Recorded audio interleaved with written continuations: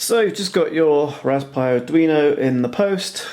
This is the retail packaging. If you got it through the Kickstarter, you will probably get it without this extra bag, and you will have the sticker which shows you the address for all the instructions, where this video will be, and you will get two little Ziploc bags, one with a PCB and a long strip of header in it, and the other with all of the rest of the components. So what I'm going to do now is I'm going to show you what all of the components are, and I'm going to show you how to put your RasPiO Duino board together. Okay, so here are the contents of the kit. You've got a PCB, so you've got two-way female headers, one 4-way, two 5-way and one 6-way. You've got a 5x2 male header, and you've got a long strip of male single header as well. You've also got a ceramic resonator, 12 megahertz. You've got 6 jumpers, which we're going to use for programming and for the serial communications. You've got two 100 nanofarad capacitors. They are marked 104. You've got two 22 picofarad capacitors. Those should be marked 22. The small ones go here, and the larger ones, you only usually need one of them, which will go here, but if you want to use the analog reference pin, then you'll need to put another one there. More on that in the manual. So apart from the capacitors, you've also got an LED which goes on the board there. You've got another LED which is for the experiments. You've also got a light sensor and a 3-color LED, which those are all for the experiments as well.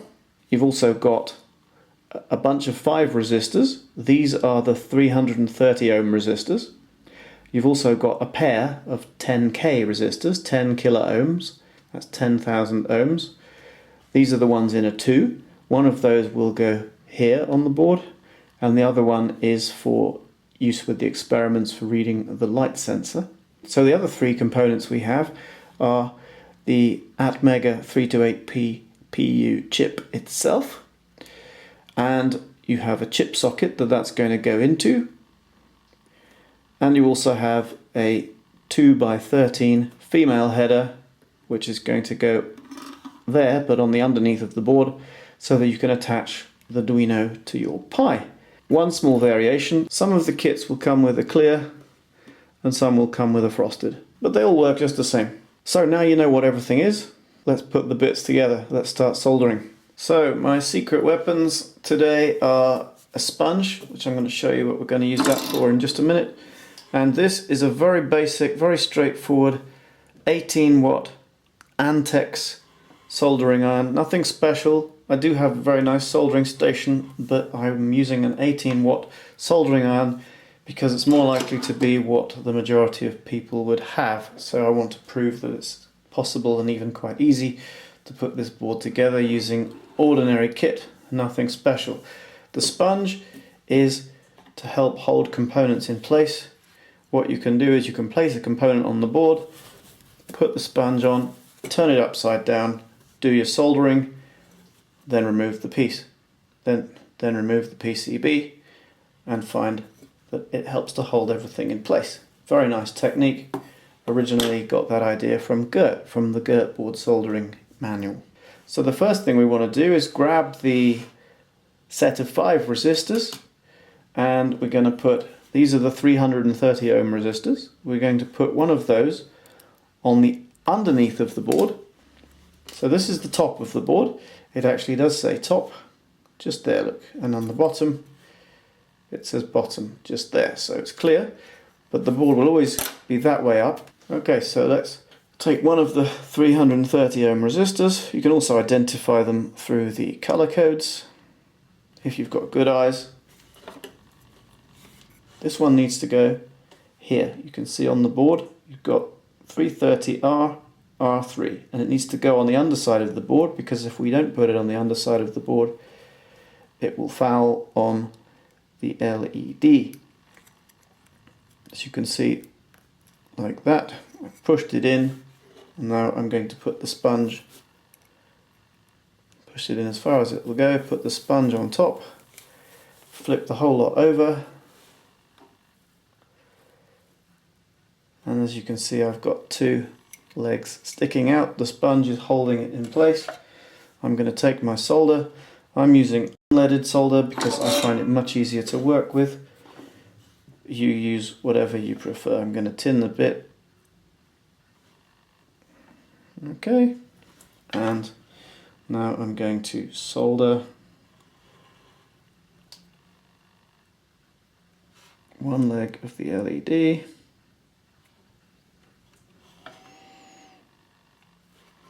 And now the other one.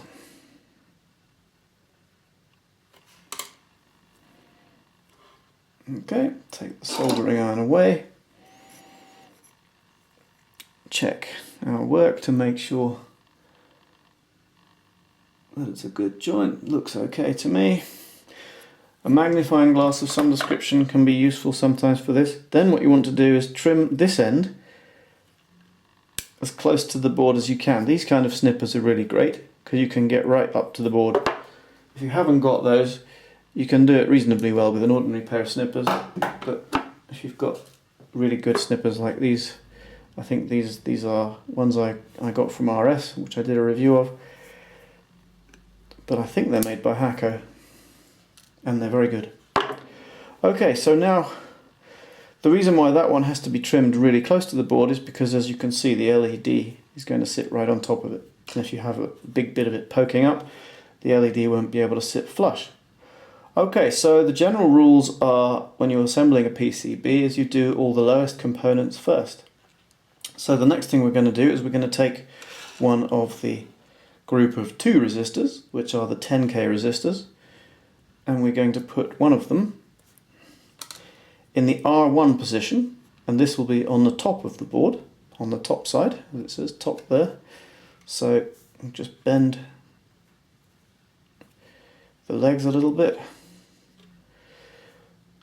And put the gold side to the right. Stick that through from the top and push it down. Put the sponge on top. I'm going to rotate it like that so that I can see what I'm doing. Hopefully you'll be able to see what I'm doing too. And we will apply the soldering iron. And after a couple of seconds, apply the solder, leave for a moment, and do the same again.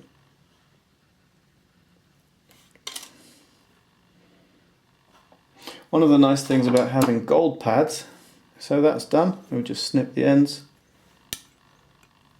One of the nice things about having gold pads is that they're quite easy to solder to, and the other nice thing about them is that they look really good.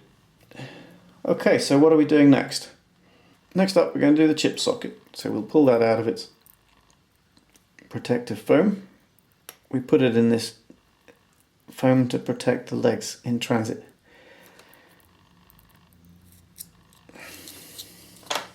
You'll notice here on the chip socket you have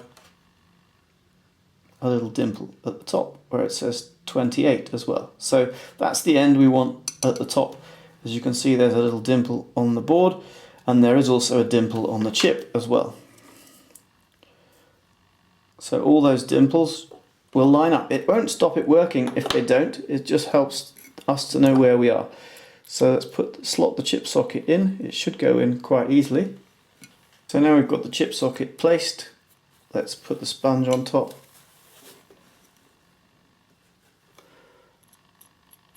And these little pins are quite difficult to see. Okay, so I'm going to go around the board,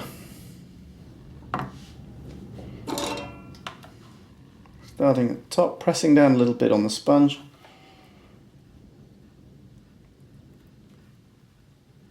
Hold for a second, apply solder, watch to make sure it flows. It has. I'm just going to do one at the bottom end.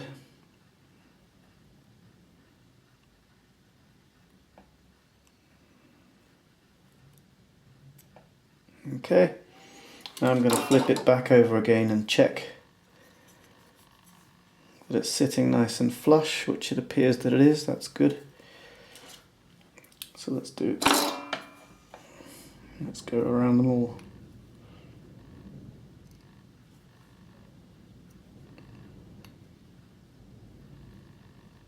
Each one in turn.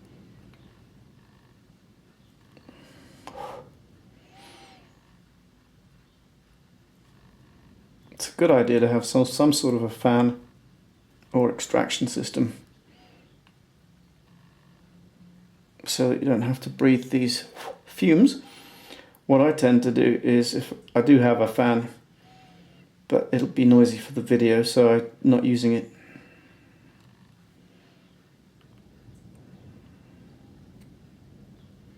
You notice that one took a bit longer because it was a ground pin. Sometimes the ground pins, because they're connected to ground plane on the board, they can take a bit more heat to actually get the job done. So yeah, well, the other thing you can do to avoid breathing in the fumes is to hold your breath. Sometimes, obviously not for the full duration of the job. I'm going to turn that round to make it a bit easier.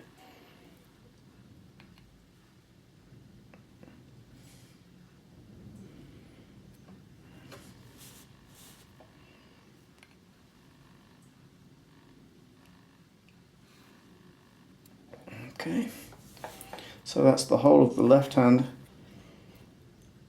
as the way that we look at it. Side done.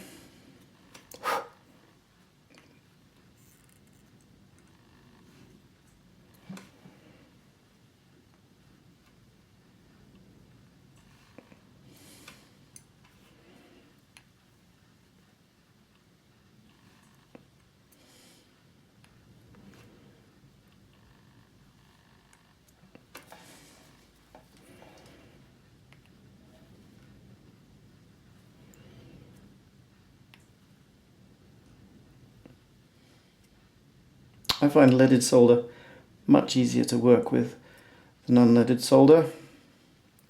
You're not allowed to sell products with leaded solder in, but you are allowed to use leaded solder at home for your own use. So I use it. If I was doing a pre-soldered board for you, I wouldn't be able to use it. But I'm not offering those, so it's a non-issue. Okay, so those are done. What I then like to do sometimes is to get out my trusty magnifying glass, which is actually a photography loupe, and have a good look at the pins to make sure that I have done a proper solder joint on all of them, and it appears that I have, so that's great. We'll go on to the next bit. So next we've got some components to put in here, here and here, so we'll do those next. The one which is closest to the board is this ceramic resonator. So that actually, you should see on there it says 12.00. That's 12 megahertz. This is what gives the Atmega chip its timing. So what we'll do, it's got 3 pins. It doesn't matter which way round it is. It can be either way round because it's not sided. It's not like a diode or something that has to be the right way around. So you've got 3 pins to solder. The middle one can be a bit tricky because it's a ground pin, but I'll do the outside ones first, and then we'll make sure it's straight before we do the ground one.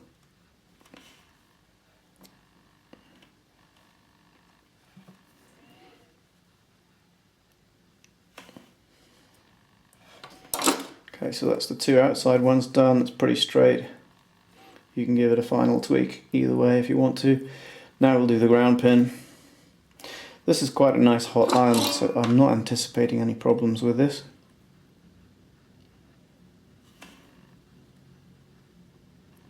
Yeah, lovely job. You might notice there's some surface mount pads here as well. These are in case you decided to use surface mount components instead of these capacitors here. They're not supplied, it's just an optional thing. Next we're going to do one of the 100 nanofarad capacitors. In the kit you've got 4 capacitors supplied, 2 big ones and 2 small ones. The big ones should say 104 on them, if you can get your magnifying glass out and have a look. What that means is 100 nanofarads. Okay, the small ones are 22 picofarads. So we'll push the small ones to one side. We're only actually going to use one of the large ones for now. And we will solder that in place here, where it says C3 100 nanofarads. So we're doing that from the top. Push it through, sponge on top. And now solder.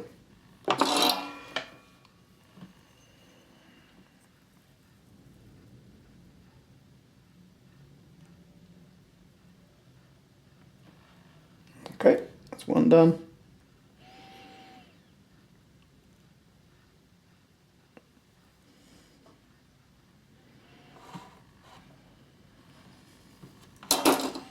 Okay, I think that's done. Yes, it is. Excellent. So now we will snip.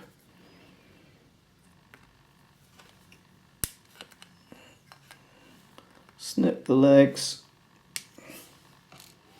And we will also trim the legs from the resonator that we didn't do before.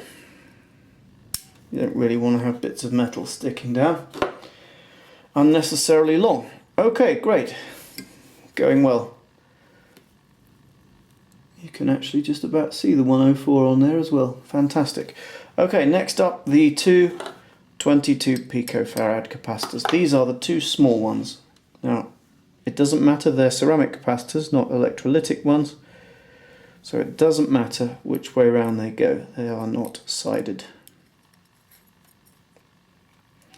So we'll push that in, not quite as far as it will go, but nearly. And then we'll sponge it. Reorient the sponge so it's easy for us. Push down.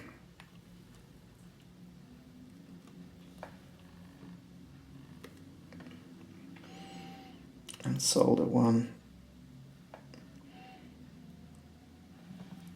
and 2. Did I get all the way around there? I'm not sure that I did. Those outer ones are the ground pin, so they're a bit more, take a bit more oomph to melt, but I think I got it.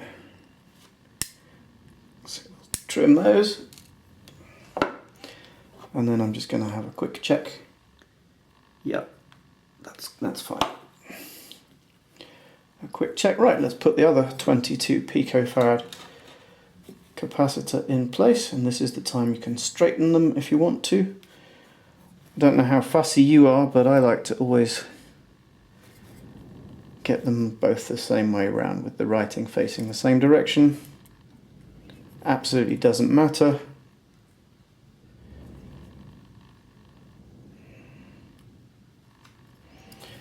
But since we're doing it on camera, let's do it the best we can. Right.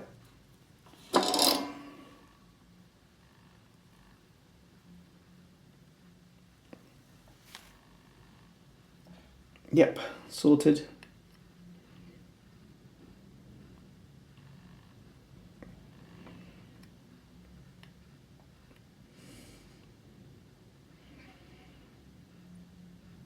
Ground pin takes a bit more oomph, but we got there. Great. Let's trim those then.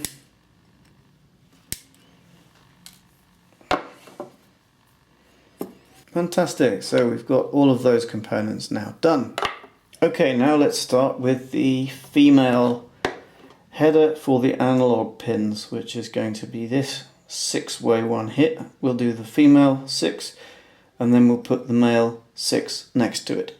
And then we'll go around and do the others too. So we take the longest of the female headers that we've got. 1, 2, 3, 4, 5, 6. Excellent. It fits like that. Putting it in the middle row of pins. Okay. And I'm going to take this long strip and I'm going to break it off with my fingers. It's very easy. You just count 1, 2, 3, 4, 5, 6, and you put your thumbnail there, and then you just push, and that's broken off a 6 of those. So I'm only going to solder the middle ones, but I'm putting the outside ones on there just to help make sure that we space it correctly. So what I'm going to do now is put the sponge on, turn it upside down in the usual way, and here we are with our analog headers. So I'm going to use the soldering iron to hold that down and apply a little solder. Now I've still got the chance to adjust this. I'm just going to do the second pin at the end.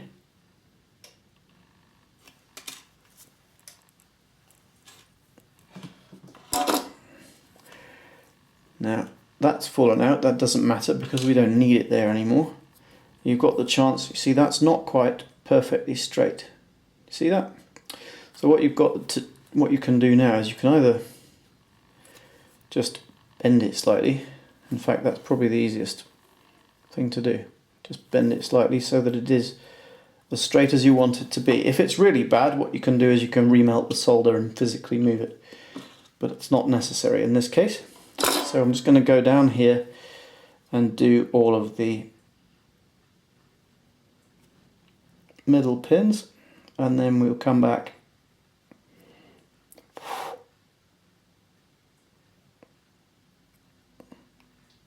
keep that smoke away from my face. Okay, those are done. Quick check with the magnifying glass. Yep, they're good. Alright, so a quick check with the original. Yes, female pins on the middle, male pins on the outside. Let's do the male pins. I'm going to do them this way around so that I can see what I'm doing. I'm going to do the same thing again, except this time I'm just going to do one, and then we'll check that it's straight. That looks good enough to me. Fantastic.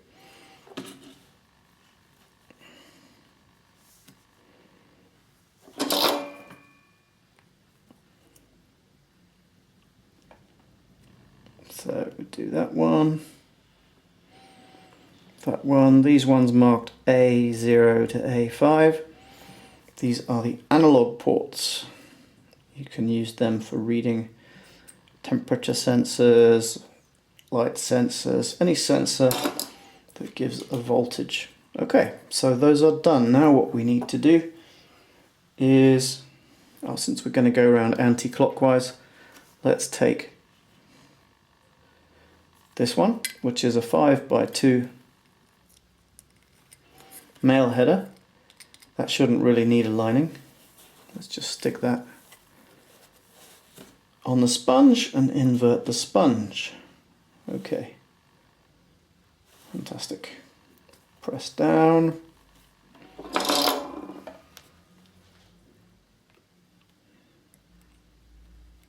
And solder. Now this header that we're soldering, I'm just going to check that I've got it straight. As it happens, I haven't. So I'm going to need to remelt.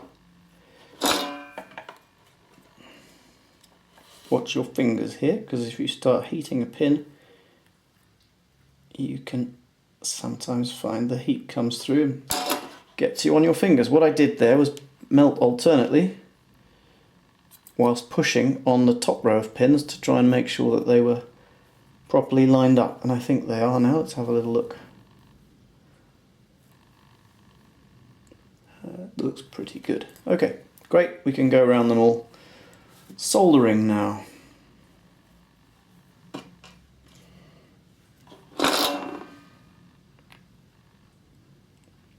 So this 5x2 header is the one that we use for the programming. The top three, the bottom three, Mozzie, MISO and SCLK, the bottom three pins are used for programming the Atmega chip. We'll need to have a jumper connecting both pins for that to happen. And the top two are TX and RX, which are the serial connections that connect the Raspberry Pi's serial port to the Atmega chip.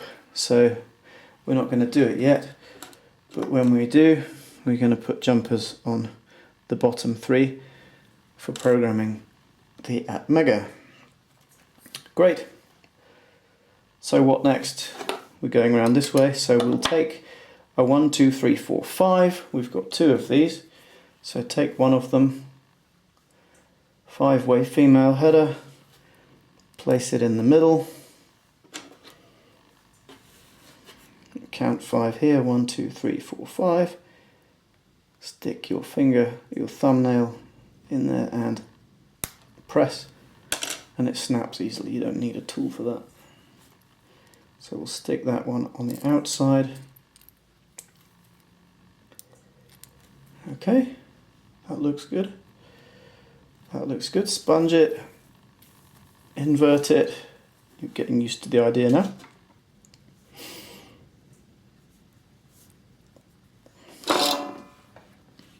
Press down. Solder the first pin.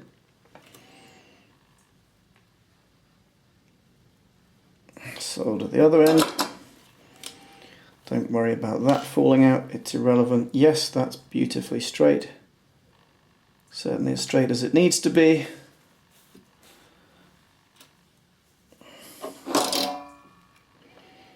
Now we'll do the other three.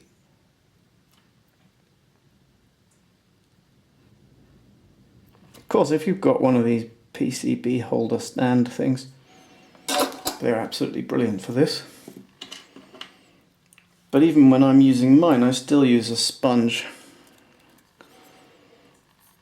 as well to hold bits in place, because I just find it really helpful. Okay, so now we're going to do the 5 male pins. Just do the first one and check the alignment.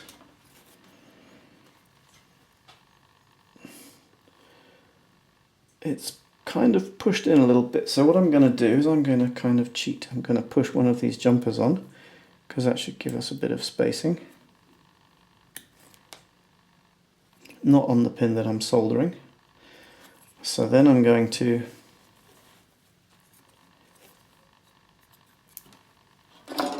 press it out slightly while remelting that joint. So it should give us, it's already, you have to do it by feel, but I can already see that that is now much more nicely lined up.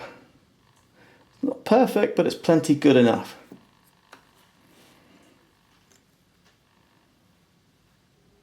Fantastic.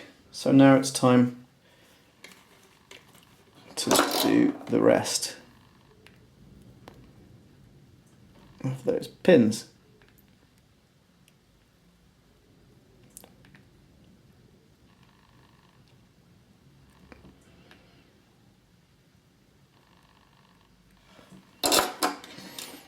Okay, so those are done. A quick check with the magnifying glass shows me that they are done nicely. Brilliant. So we'll keep going round the board clockwise. So that means we're going to do the 4-way. So we take the 4-way header,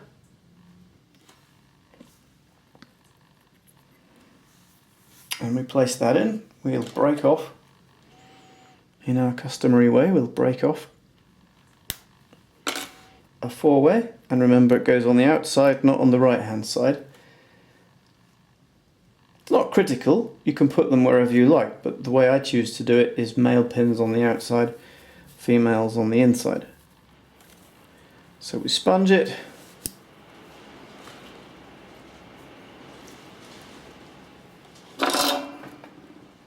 And then we'll solder one pin.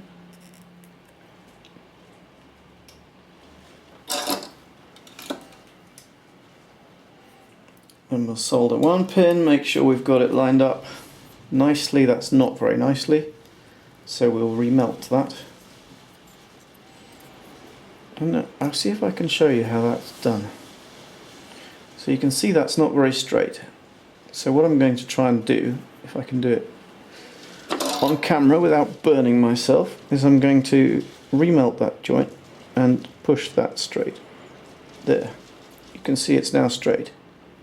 Hopefully you can see that well enough. So now, finish this off. It's raining outside and it's gone really dark, which is why the lighting's a bit dim. I hope I'm going to be able to improve that in software, because I haven't got any decent lights. So now we'll put the 4-way male in place. Sponge on top.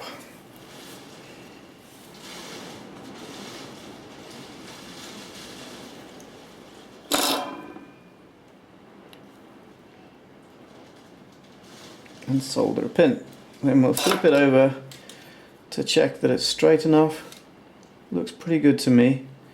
What you can do is you can take one of these and slot it on there if it fits. If it fits well enough, and that seems okay, that's fine, that's straight enough. So let's do the other 3.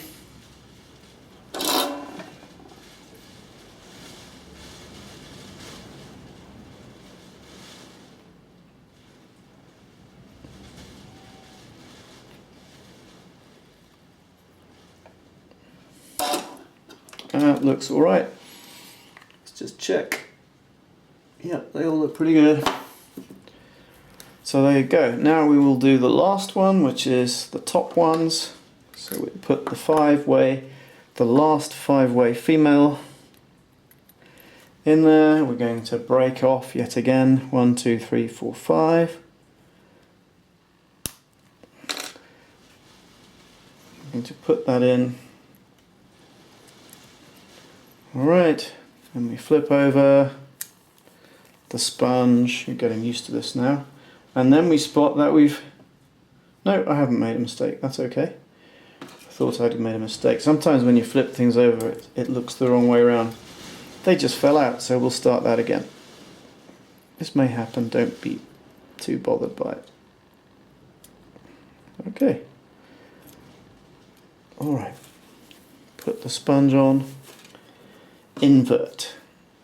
It's less likely the bits will fall out if you can keep some pressure on the sponge.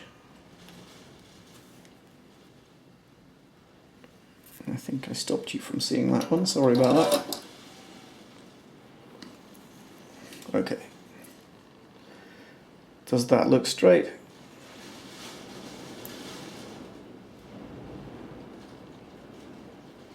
Yeah, that's not too bad. Okay, let's finish that one off. I've dropped the solder. Let me just retrieve that first. Okay.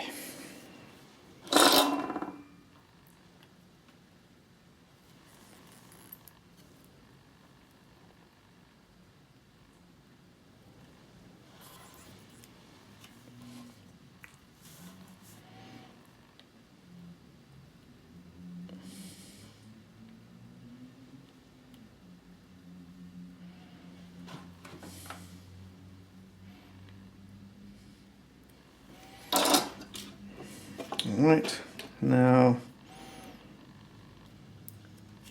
the outside, the male. Notice I don't always do it the same way around. Sometimes I'll do it one way around and sometimes another. It's really a question of access to the pins. Well, I've done one. Let's just check that I've got the alignment. No, I'm glad I checked because I'm not quite there with that one. So I'm going to use this one again, and I'm going to remelt. I'll show you. I'll see if I can show you that. I'm going to remelt that joint and just straighten it slightly. You see that now? It was much better. Right, now we can go around doing all of the rest of them. Yeah.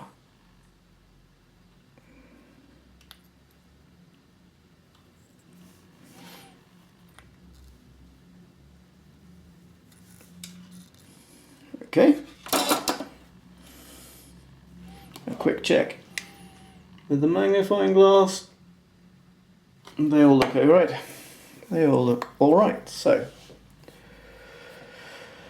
what's next? Next up, we want a two-way header. Two-ways ones are pretty difficult to break with your hand, so you'd be better off using a pair of snippers for that. So we'll just snip a two-way, and we want to put that here so that we can connect 3.3 volts on the Pi to the Mega. So this one's not mission critical if it's perfectly straight or not, but we'll try and make it as straight as we can just for the sake of doing a good job. Let's just check it. That actually looks okay.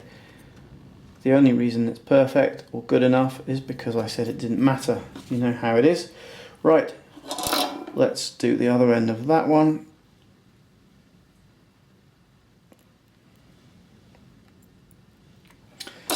So, as I said, what this one does is when you connect those two pins together using a jumper, it connects the 3v3 rail from the Raspberry Pi, which is on pin 1, to the power rail of the Mega, and it also connects 3v3 to here as well.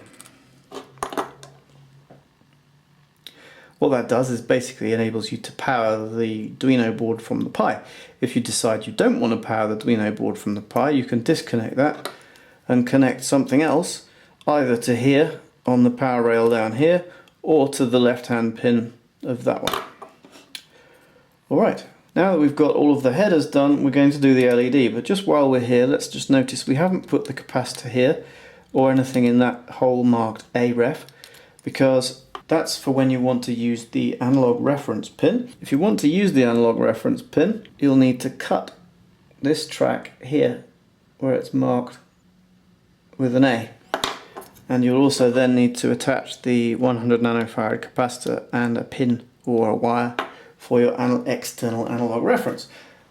By default it's connected to 3v3, and by default the external analog reference isn't used anyway. Most people will never need it, it's just there as an optional thing should you require it. So next job, we're going to put the LED on. So you'll notice the LED has one long leg which is positive and a short leg with also a flat side there. Denotes negative. The flat side goes there and the long leg goes on that side. So it should look right, it should sit right on the board. If you put it on wrong, the round bit will be on that side and it won't look right. Okay, so let's put the sponge on in our usual way and we'll solder the LED to the PCB. Doing the earth side first, which may need a bit more oomph. Yeah, that's good. We'll check it to make sure it's sitting reasonably flat. It's not brilliant, so I'm going to remelt and pushing the LED with my finger all the while. So it's going to remelt and hopefully realign slightly. Okay. It still isn't perfect, but it's good enough. Right, we'll do the other pin. This one shouldn't need quite as much oomph because it's not connected to the ground plane. So now let's just finally align the LED and we'll trim the pins on the underneath.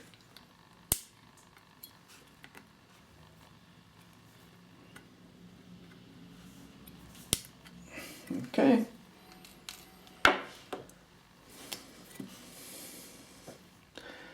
So what's left?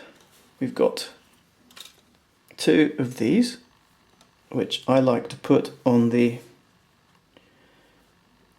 ground and 3v3 rails. You've got a ground rail going all the way down there and a 3v3 rail going all the way on that side on the prototyping area. So what I like to do is give you a couple of connections to those because they'll be useful for our experiments later on. So we'll sponge that.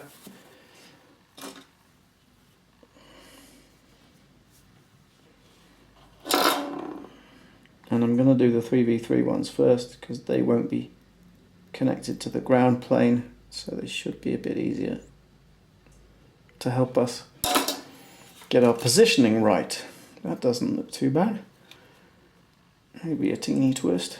Oh yeah, actually they could both do remelting and pushing to get the alignment right. Okay, that's better. Give it a teeny twist. Right, now we'll do the ground ones. Now these are very much connected to the ground plane, so may require a little bit more oomph. So I'm going to leave the soldering iron on there for a couple of seconds before I apply any solder.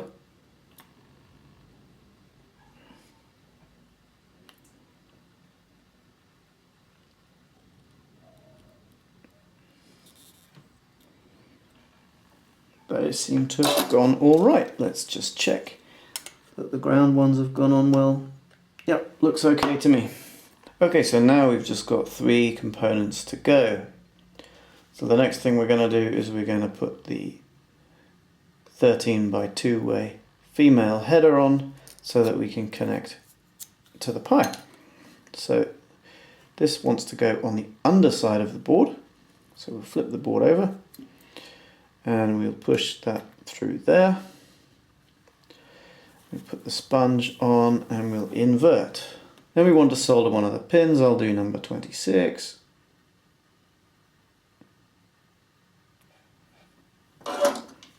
Then we just have a look to make sure if it's straight or not. It's not quite straight. So the best way to get it straight is by holding it and remelt the solder and it feels right. So I'm going to put the sponge to one side for the moment and do pins at the top. Okay, making sure that that's right. I think I will put it back on the sponge because it's easier for you to see what's happening. Alright, now I'm just going to go around the whole header doing all of the pins. Making sure that each one flows.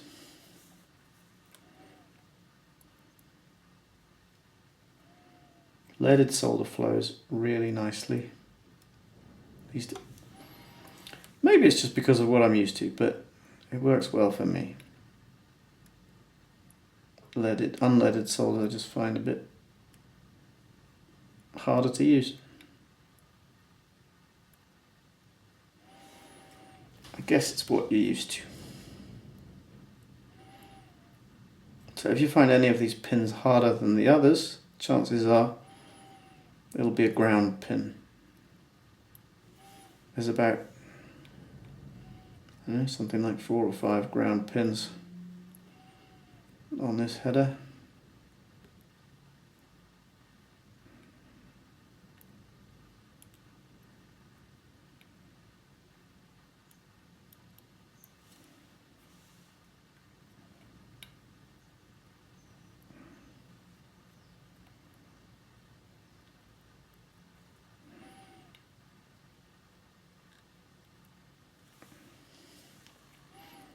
got a nice flow. This is still the original soldering bit from this iron, and the iron is the one that I bought in 2012.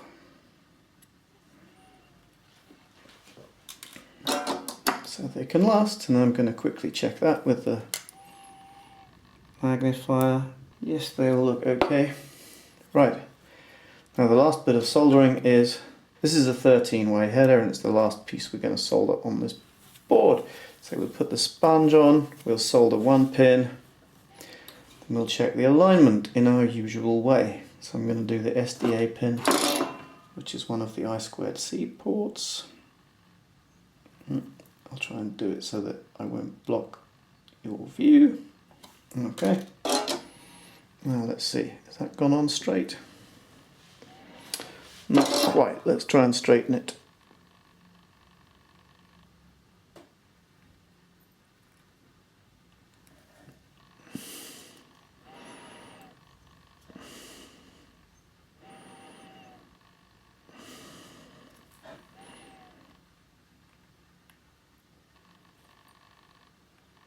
There, I think I've got it right now.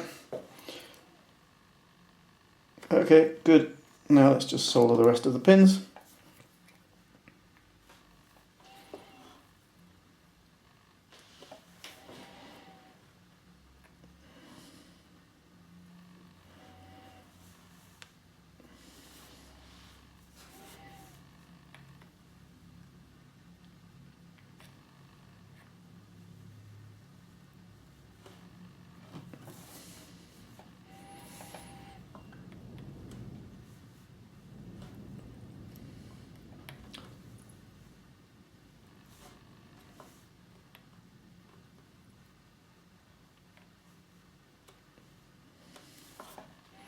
Four more to go.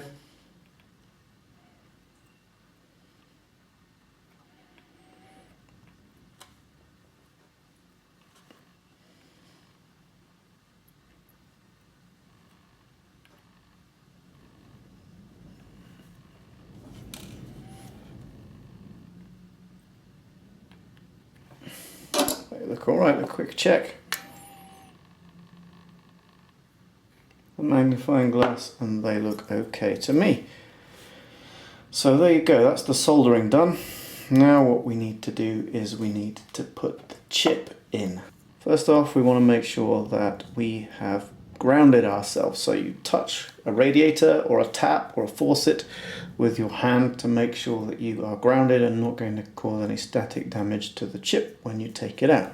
So when you've done that, you take the chip out, and you'll see that the legs of the chip are splayed out a little bit, and they're going to be a bit too wide to fit in the chip socket. So what we're going to do is we're going to roll the chip on the surface. So basically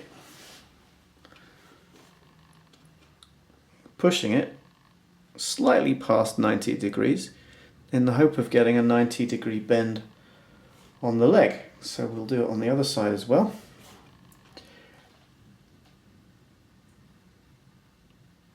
Okay, and there you'll see, hopefully that will fit in the socket. If not, you might have to bend it a little bit again. So now we're going to put it in the socket. Dimple goes to the top and should line up with the dimple there and the dimple on the board. If you put the socket in the wrong way around, it doesn't matter. The chip does need to go dimple up for it to work properly though. So we'll make sure one side goes in, and then we'll check the other side as well. Now, what you can do if they're not quite home is you can run your finger along and just push pins, because they are quite springy. Now it looks as if they're all in on that side and on that side. So then after that, you just press with your thumbs. You should hear that characteristic, almost like a crunching sound. And now it's gone in fully. So you can see that side and that side. The chip is fully pressed in. and your RasPiO Duino is now fully complete. So the only thing left to do is to put the jumpers on. So you might have yellow or blue jumpers. Some will come with blue, some will come with yellow. They're all the same. They're just there to make a connection. So this is the power jumper, 3v3 at the top. That one you will need if you want to power the Duino from the Pi, or if usually I would recommend you use that unless you know what you're doing and you want to power it separately. If you want to power it separately, you can leave that off. Okay, the other ones, the bottom three on this header, Mozzie, MISO and SCLK, they're used for programming to connect those ports to the equivalent ports on the Pi. So if you're going to program the Duino from your Pi, you need those attached. The top two, TX and RX, they connect the serial port to the Pi. You don't need them on for programming the Duino, but if you want to have the serial port on the Atmega talk to the serial port on the Pi to give instructions or to receive instructions or data, then you'll need those attached. But for the programming, you don't need them attached. So I'm going to take those off for the time being. That is going to be your basic normal configuration. So now you've finished building your RasPiO Duino. Congratulations. Let's see how to put it on the Raspberry Pi. So here I have a Raspberry Pi 2, and I'm going to show you the best way to fit the Duino. It goes on the end pins, okay, and you want to make sure that you've got both rows engaged. Then once you've got those engaged in the right place in position 1, then you can just press till it gets to the bottom. Now you'll notice at this end there's a little gap. You could put a spacer and a standoff in there if you want to. They're not supplied as standard, but what we have supplied is a piece of foam which you could easily put in between the HDMI connector and the board. Now one way to do it would be to push it in about that far and then mark it with a craft knife before you remove the Pi, and then cut where you marked, and then you can put it in.